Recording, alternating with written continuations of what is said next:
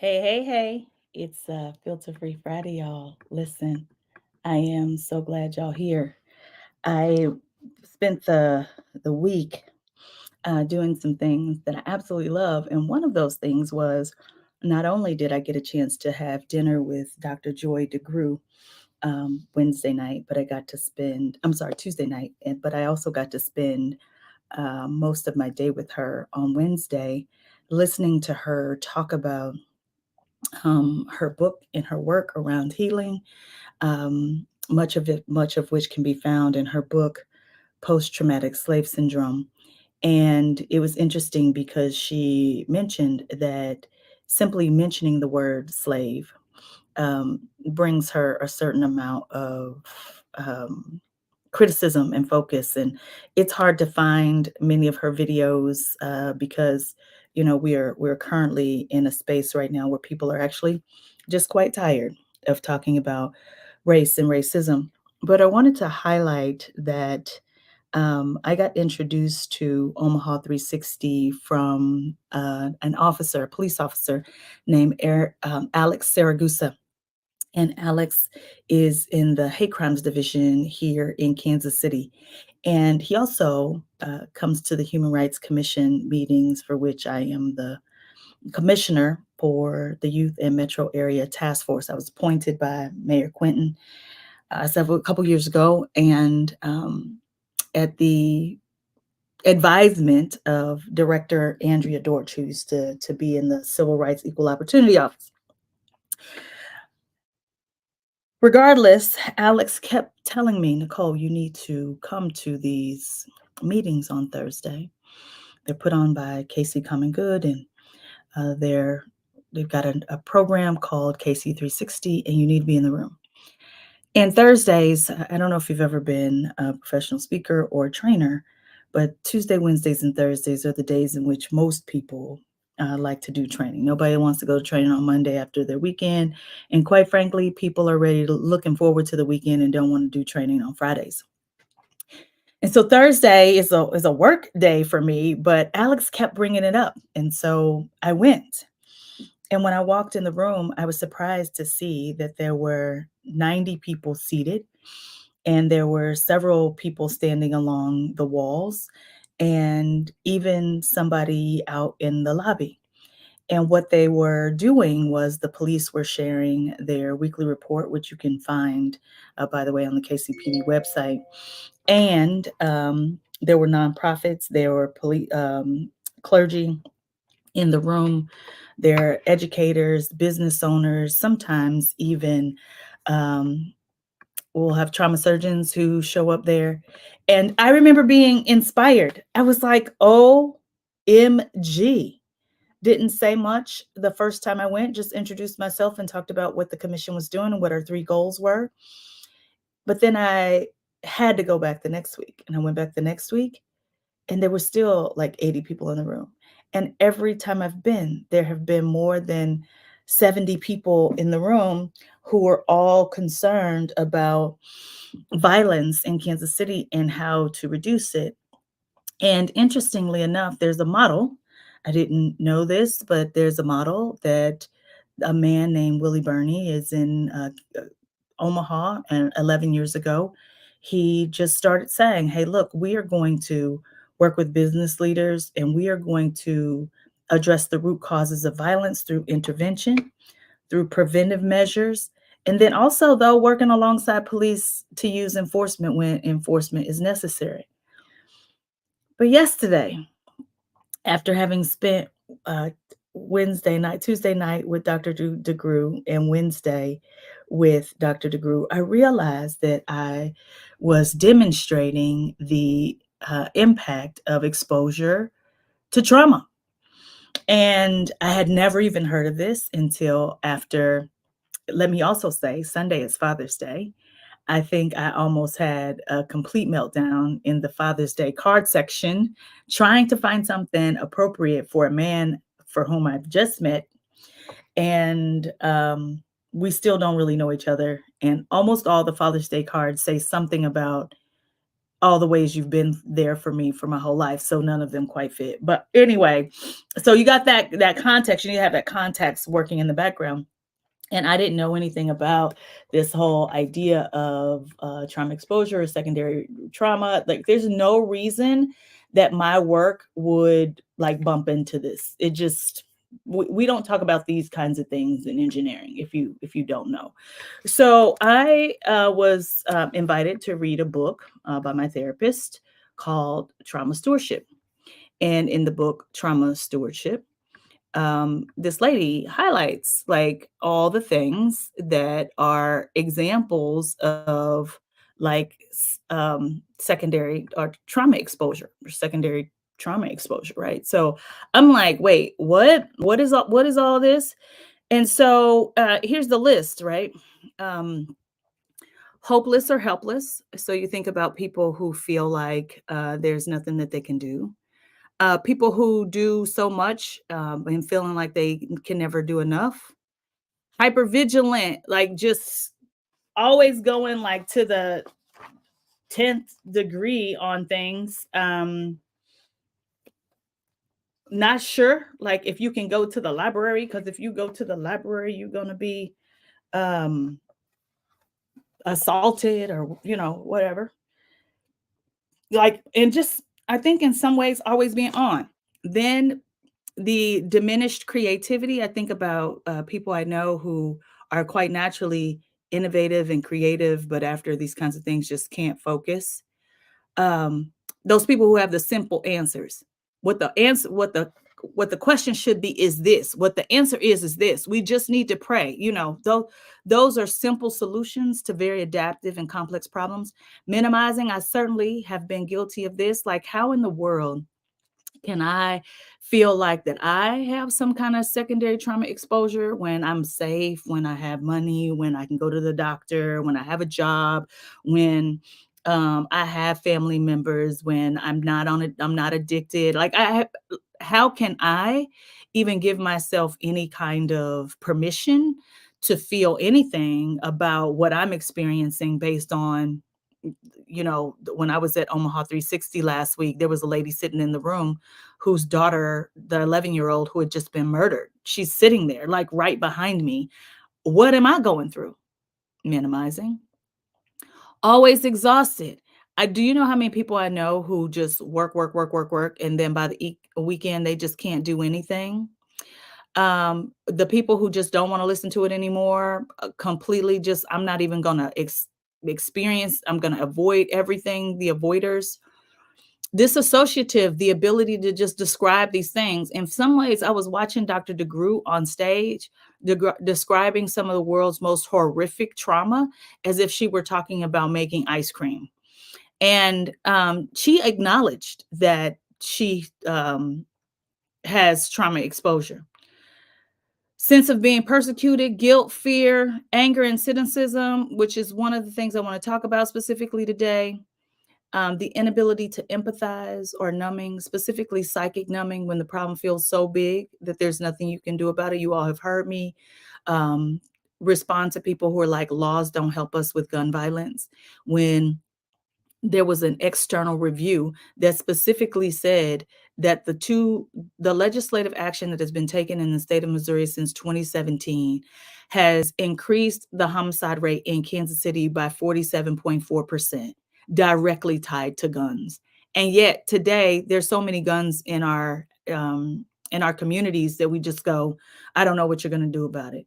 Addictions of any kind, it does not have to be just negative addictions. And then these people who just feel like they are so important because of the work that they do. Talk down to people, um, expect some kind of deference because of the work they do. And listen, this is the list. I didn't make it, these 16 things, but I can tell you that when my therapist introduced me to the book that highlights these things, there were probably only two of the 16 that I didn't have. There were only 2 of the 16 that I didn't have. And so with that, I was just like, "Oh my gosh, what does this mean? And how do people even know?" And why today do I wanna talk about, anger and cynicism? Because these meetings, that I go to on Thursdays that I've been going to forever that have been a source of inspiration for me. Yesterday, I found myself sitting at a table. There was a gentleman, there were some children who were presenting information. In fact, the meeting is full of children because there are lots of interns right now because it's summer, and these children have questions that, basic questions, important questions, and questions that are rooted in not really understanding how violence works and happens, how homelessness works and happens, what happens from a mental health standpoint. Case in point, someone was suggesting that there's a hot spot at 51st and Prospect, or 50th and Prospect South. I went to 50th and Prospect. I was trying to think in my head. My son used to get his hair cut at 51st and Prospect. That barbershop is closed. There was no people. There were no people there. At 50th and Prospect, there were no people there. There's just the gift, the nonprofit agency that funds businesses there. But then when you start getting to 52nd all the way to 63rd, there were lots of people outside, and folks would stand up and go, these young people today, these young people today, these young people today. When I went on my empathy walk, every single person I saw was an adult suffering from addiction. I saw sex workers. I did not see any violence at the time that I was there, but what I saw was a street or several streets that have been stripped of all semblance of life. Hardly any greenery, dilapidated buildings, a motel that's paid by the hour, all the things that you would expect to see if you were in a community where violence occurs. But there were no children. These were not children causing this issue. And so when I'm sitting in the meeting and I'm hearing people stand up and talk about what we need to do for the young people, I'm slightly frustrated. I can't hardly come up with a creative idea or solution. I don't know exactly what to say. I ask a question about the motel and someone goes, "Well, I can't answer that." And then Raina Park Shaw, who is our mayor pro tem here, goes, "Hey, that's my district. I'm gonna send some resources over there. I've even forgot it was in my district." And then she started to cry.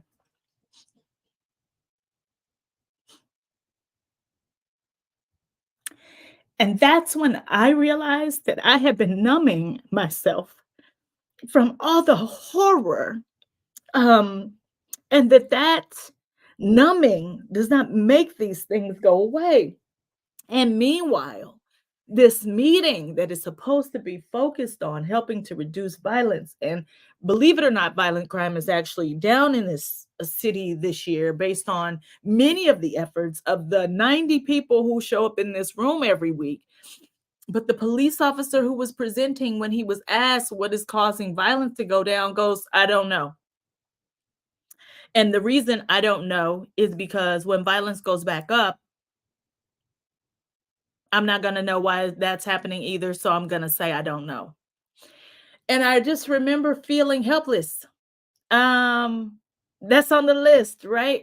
A sense that I can't do enough, hopeless, helpless to these issues that are happening. And I'm sitting there. There's then these kids, they get up, they do a presentation, and in the presentation they're talking about um, what causes chronic stress, and they said they were helping to support the Kansas City School District get these 400 kids who are on a waiting list to get them mentors.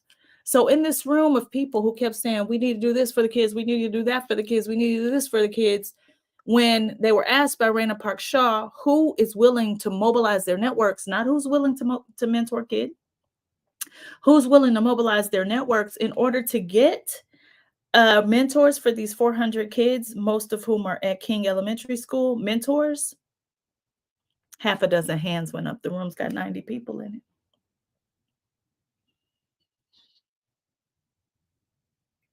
The men at my table, two of them. I've got Dr. Michael Moncur on my right, and I'm grateful for him because he's always a source of optimism and hope whenever I see him. But on my left, there's a guy who's like, "Where's the adult? The Victor, the person who's responsible for the mentor program at KCPS, he's not there." I don't know why he's not there. He's just not there. The kids are presenting by themselves.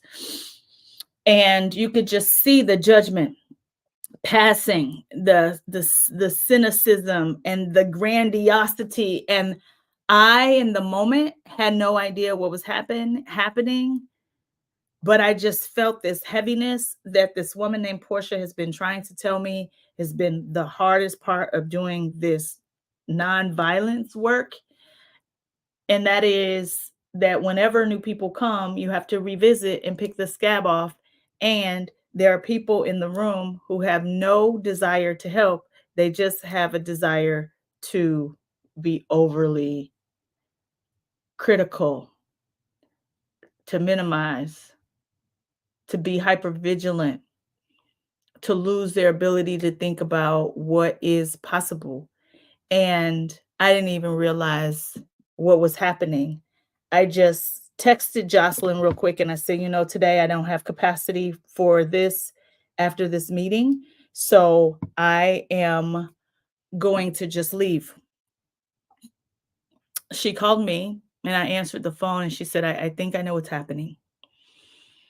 She said, this meeting that has been a source of hope for us is now turned into just chronic negativity all around you. And that's not what you're there for. And that's when I remembered. That's when I remembered trauma stewardship. That's when I remembered the everyday guide to caring for self while caring for others. The good news is, in order to be able to be empathetic, to not numb, I refuse to be one of those people to walk away. But what I love about this book is it's not just full of what's wrong. She gives lots of suggestions, and I'm going to give you a few of them. Ask yourself what your ancestors and those who raised you have done throughout time to heal themselves. When they experienced trauma, what did they do to go on? To what degree do the people and the members of your community nurture hopefulness, accountability, and integrity? Think about whether you could use stronger role models. Take time to examine how your outside surroundings connect with your internal state. And I thought, you know what? These things are really good. Here's another 3. Think of someone in your life who showed you a great deal of compassion. Hold them in your thoughts for a moment while you allow yourself to remember what it feels like to be in their presence. Think about a time when you're particularly hard on yourself and ask yourself, what was your deepest fear at that time? Close your eyes and replay the situation in your mind, imagining how you could have responded to yourself more compassionately. And notice how this shift in response feels. And then lastly, generate a list of 6 people or situations in your life where you think an increase in your compassion could significantly alter the dynamic. 2 years ago, I was given this book because I was personally dealing with something that my mind could not work me out of. That thing I do where I don't think about what I feel. I spend 0 time in my emotions and I go straight to cognitive thinking. When it wasn't serving me well, I was introduced to this book, and it is a good reminder, because I forget sometimes that you can lack empathy for yourself and you can still be empathetic to other people. I used to say, if you didn't have empathy for yourself, how are you going to empathize with other people? But there are people every day who do not empathize. They don't understand what they think, feel, and believe. They have not connected with themselves or their own emotions, and yet they can empathize with someone else. But here's what I do believe. I do believe that as we raise our level of awareness about what is going on with us generationally, everyday institutionally, inside our own personal experiences, that we have the capacity, that it doesn't hurt so bad to empathize. I got this video of Nigel Cullins, who was shot almost, I think, 15 times in a restaurant in a dang on Fogo de Chao. And the video just came out, and I almost didn't watch it, but what I did not want to do was to disassociate. This thing is sad. It is happening. I cannot turn my gaze away from what is happening. I have to be aware. And in that awareness, how do we do the work that's necessary to take care of ourselves so that we can go on for another day? I'll be at the meeting on Thursday, but be very deliberate about where I choose to sit, only because healed people heal people. And I don't need to be at no tables with folk who are just incredibly hurt in those moments while we are trying to solve for some of our city's most pressing issues. I heard a leader of an organization say, well, of course, Omaha 360 has gotten Omaha down to 5 murders. That their situation is nothing like ours. Omaha used to have close to 200 murders a year, if not more, 11 years ago. And the fact that they are at 6 right now, tragic. That is amazing work, and it is a beautiful inspiration. And I believe that we can do that here in my city as well. I believe that it can be done in every city. Boston has 500,000 people in it, and they ain't killing each other. Why is that? They've chosen to address their homelessness problem.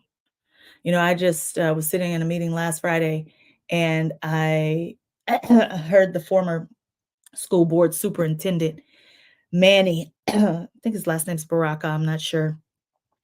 He's currently on the legislature, saying that we potentially might be giving back $69 million to the state of Missouri because somebody, I don't know, I was late to the meeting, has $29 million that they want for a building, and Manny and his faction doesn't want to give those people that 29 million.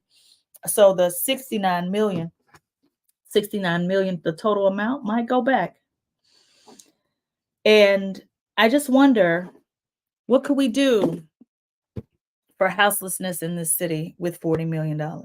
We probably can't fix it all. After all, there's about 8,000 homeless people here in Kansas City. But I bet you $40 million could put a nice little dent in it. And we could stop saying that our violence problems are just because of the young people. And if we think that the violence problems are because of the young people, perhaps we can use our networks to try to get mentors for the folks. I don't know. But what I do know is that as I find out more and more information, I'm going to continue to share it with you because I refuse to believe that the world needs less empathy, not more. It is going to be through those who still see the human condition in each other who are going to save the heart of this democracy. I believe it. And I think y'all should just pray for me. I did find a Father's Day card. It is not perfect, but y'all pray for me. I appreciate every single last one of the prayers because for everything that I did not have that I thought I needed, God has always given me a ram in the bush. And I believe that many of us can be the rams and bushes for other people too. But we have to put our oxygen mask on first. You know, that's what they tell you on the airplane. In the event of an emergency, put your oxygen mask on first before you assist others, even a child who might be with you, because God forbid somebody does not have the ability to care for themselves. And then there you are, suffocating. If you don't have the capacity to read the whole thing, the second half of the book is just full of strategies. So if you want to get a sense, the yellow ones are where she talks about each of the trauma types, secondary trauma types, and how it shows up. And the red tabs are where she has solutions for what we can do to be better. Last point, in my book club are reading Mad Honey by Jodi Picoult. She wrote one of my favorite fiction novels called Small Great Things. And this is equally as captivating.